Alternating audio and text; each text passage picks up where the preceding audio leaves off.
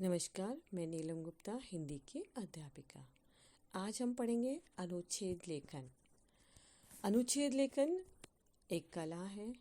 किसी विषय से संबंधित महत्वपूर्ण बातों को कम शब्दों में लिखने के लिए बड़े ज्ञान की आवश्यकता होती है।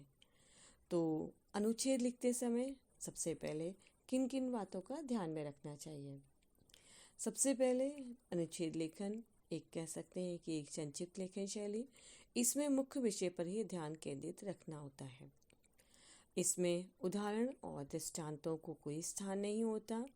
आवश्यकता होने पर केवल संकेत कर देते हैं। व्यर्थ की बातें इसको प्रभावशाली शिथिल बनाती हैं। अनुच्छेद में सभी वाक्यों का परस्पर घनिष्ठ संबंध होना चाहिए। इस बात पर विशेष ध्यान देना चाहिए कि जो उसका प्रथम वाक्य और अंतिम वाक्य प्रभाव उत्पादक हो। प्रथम वाक्य में विशिष्टता इस विषय है कि अनुच्छेद से संबंध में पाठक को कौतूहल जागृत करने के लिए किस सीमा तक जागृत कर सकता है। विशिष्टता होनी चाहिए, पाठक की जिज्ञासा किस सीमा तक शांत हुई है। अनुच्छेद की भाषा की शुद्धता, शब्दों के चयन और इस पर विशेष रूप से ध्यान देना चाहिए। मुहावरों तथा लोकोक्तियों का प्रयोग अनुच्छेद में शक्ति और प्रभावशाली बनाता है।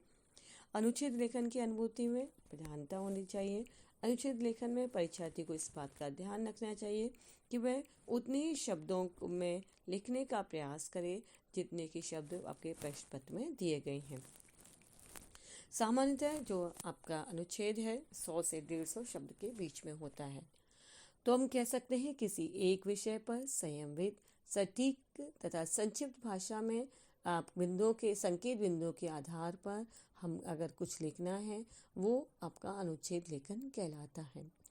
इसमें लेखक एक ही अनुच्छेद को सीमित शब्दों में प्रयोग कर अपने विचार व्यक्त करता है और इससे जो लिखने वाले के लेखन कौशल की भी परीक्षा होती है, उसकी परख हो जाती है। विषय वस्तु का विस्तार से वर्णन करना आसान होता है।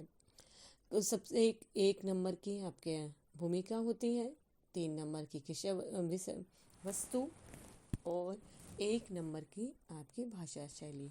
लेकिन अब परीक्षा पाठ्यक्रम में अनुच्छेद लेखन 6 नंबर का आता है। इसलिए जो भूमिका है आपकी 2 नंबर की, 3 नंबर की विषय वस्तु और 1 नंबर की भाषा। तो अनुच्छेद में आपका जो व्यक्त कर रहे हैं उस संबंधित होना चाहिए। भावों की अभिव्यक्ति में स्वाभाविकता होनी चाहिए। अनुच्छेद जो व्यक्त कर रहे हैं उसमें तथ्यपरक होने चाहिए। कठिन शब्दों का प्रयोग कम से कम करना चाहिए। अपने विचारों को जो आप विचार लिख रहे हैं वो एक दूसरे से मिले हुए होने चाहिए। आपका जो उसमें मध्य अंत का भी होना चाहिए। अभ्यास के लिए इसमें अभ्यास भी करना चाहिए। अनुच्छेद लिखते समय अपने जो आप भूमिकाएं बना रहे हैं, क्योंकि आप अच्छी तरह जानते हैं कि अनुच्छेद निबंध का सार नहीं है, एक अपने आप में पूर्ण होता है निबंध से थोड़ा सा अलग हटकर। इसलिए निबंध से भिन्न अनुच्छेद लिखते समय भूमिका बांधने और निष्कर्ष देने की आवश्यकता नहीं होती।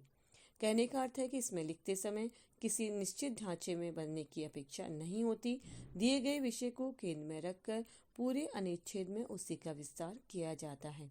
अतः ध्यान रखना आवश्यक है कि अनुच्छेद में अनावश्यक प्रसंग ना हो। सभी वाक्य एक दूसरे से जुड़े हुए और स्वाभाविक रूप से कथ्य का क्रमिक विकास करते हुए दिखाई देने चाहिए। अनुच्छेद में स्पष्टता, सजीवता लाने के लिए संगति एवं एकाग्रता भी आवश्यक है। सीमित आकार होने के कारण अनुच्छेद लेखन में अनावश्यक विस्तार, अवांछित प्रसंग, बड़े उदाहरणों तथा लंबे उदाहरणों आदि के लिए स्थान नहीं होता। संक्षेप में कह सकते हैं कि अनुच्छेद आपका जो आकार है, जो आपके पाठ्यक्रम में जितने शब्दों का उतने शब्द ले लीजिए। उसका एक केंद्रीय भाव या विचार या क्रमिक विस्तार होना चाहिए। अलंकारिकता तथा अनावश्यक शब्दों का प्रयोग नहीं करना चाहिए। भाषा विषय के अनुरूप सहजता से होनी चाहिए। वैसे तो अनुच्छेद, पत्र, निबंध, संवाद तथा साहित्य की जो विविध विधाएं होती हैं वो सभी साहित्य के अंग होते हैं। जहाँ अनुच्छेदों के बीच तारतम्य तथा क्रमबद्धता की अपेक्षा होती है, परंतु यहाँ हम अनुच्छेद लेखन की बात करेंगे। तो अनुच्छेदों के जो मुख्य रूप होते हैं वो 4 होते हैं: विचार प्रधान अनुच्छेद, वर्णन प्रधान अनुच्छेद, भाव प्रधान अनुच्छेद और कल्पना पर आधारित अनुच्छेद। तो हम एक अनुच्छेद का नमूना पढ़ लेते हैं कि जब आप जन्माष्टमी का प्रसंग हम लेते हैं, जब आपको जो अनुच्छेद दिया जाएगा उसमें संकेत बिंदु भी दिए जाएंगे। तो जन्माष्टमी पर्व कब और क्यों मनाया जाता है, संकेत बिंदु हैं आपके 3। पर्व कब और क्यों मनाया जाता है, पर्व का धार्मिक एवं आध्यात्मिक महत्व, पर्व को मनाने का तरीका। तो सबसे पहले जन्माष्टमी का पावन पर्व है, उसे हम भगवान श्री कृष्ण के जन्म आपके भाद्रपद के महीने में कृष्ण पक्ष की अष्टमी को मनाते हैं। श्री कृष्ण भगवान का जन्म मथुरा में हुआ था और राजा वसुदेव देवकी की वो 8वीं संतान थे।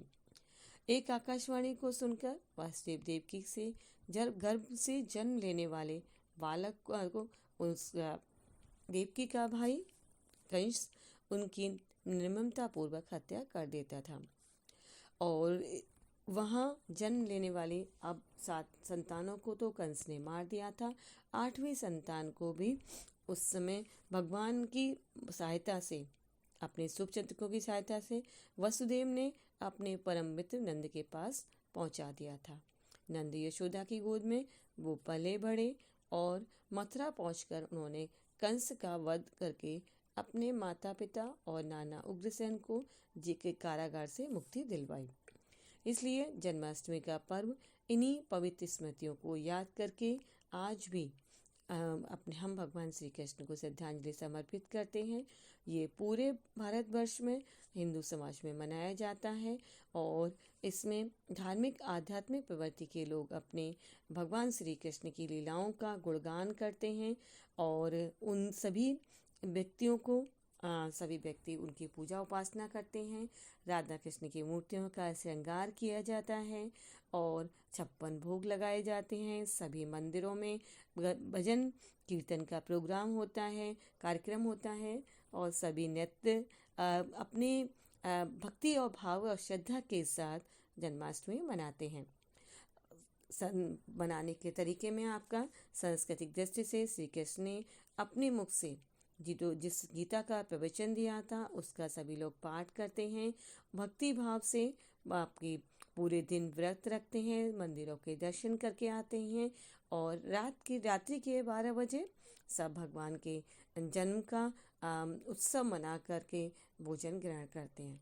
तो सारे दिन पूजा पाठ कर आधी रात्रि को 12 बजे कि आज जब भगवान कृष्ण का जन्म हुआ था तो फलाहार करके उपवास तोड़ते हैं और फिर सभी को खुद प्रसाद खाते हैं और खुद प्रसाद सबको बांटते हैं।